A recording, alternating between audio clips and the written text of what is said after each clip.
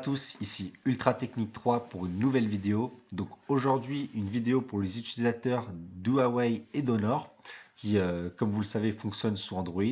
Et vous n'êtes pas sans savoir que les mises à jour d'Android sont toujours déployées par vagues successives, donc vous ne les avez pas automatiquement à leur sortie. Contrairement à Apple qui, eux, lorsqu'ils déploient leur mise à jour, elles arrivent automatiquement pour tous les utilisateurs. Et donc on peut comprendre que ça peut déranger certaines personnes. Mais pour cela, il y a une solution. Et c'est ce logiciel que je vous montre, Firmware Finder, que je vous mettrai dans la description. Donc il a un fonctionnement très simple.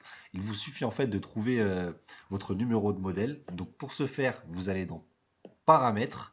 Ensuite, à propos du téléphone, et là vous avez les deux lignes qui vous intéressent, le numéro de modèle et le numéro de build, tout en haut directement. Donc par exemple là, comme vous pouvez le voir, j'ai indiqué directement mon modèle, et le vôtre sera forcément présenté de cette façon-là, en fait, entièrement par exemple. Là je vous mets un peu n'importe quoi, mais ce sera cette forme-là.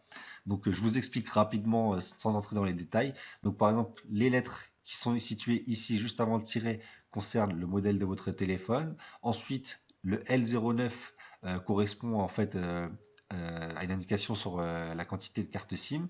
Et ce qui suit, le C plus les trois chiffres, ici correspondent à la localisation de votre téléphone. Donc par exemple là, C432, c'est Europe. Et ensuite là, le B et les chiffres qui suivent, c'est la mise à jour installée sur votre téléphone. Donc ça ne nous intéresse pas. Donc vous n'aurez qu'à l'enlever. Donc c'est la ligne build en fait que je vous ai écrit là. Et vous enlevez effectivement tout ce qui ne vous intéresse pas, donc le B et les chiffres qui suivent. Donc là, à partir de ce moment-là, vous avez tout ce qu'il vous faut. Il ne vous reste plus qu'à déclencher la recherche de firmware. Donc là, comme vous pouvez le voir, je l'ai déjà fait. Donc il m'a déjà trouvé ces deux firmware-là. Comme vous pouvez le voir, vous avez... Et vous n'aurez juste qu'à attendre que la barre de chargement se finisse. Ça prend un peu de temps. Donc voilà, pour vous épargner le temps de chargement.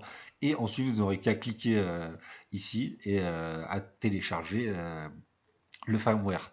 Attention, je n'ai pas dit que ça permet de l'installer, c'est juste pour le télécharger. Voilà, donc merci à vous d'avoir regardé la vidéo, j'espère qu'elle vous aura été utile et n'hésitez pas à lâcher un pouce bleu et je vous dis à très vite.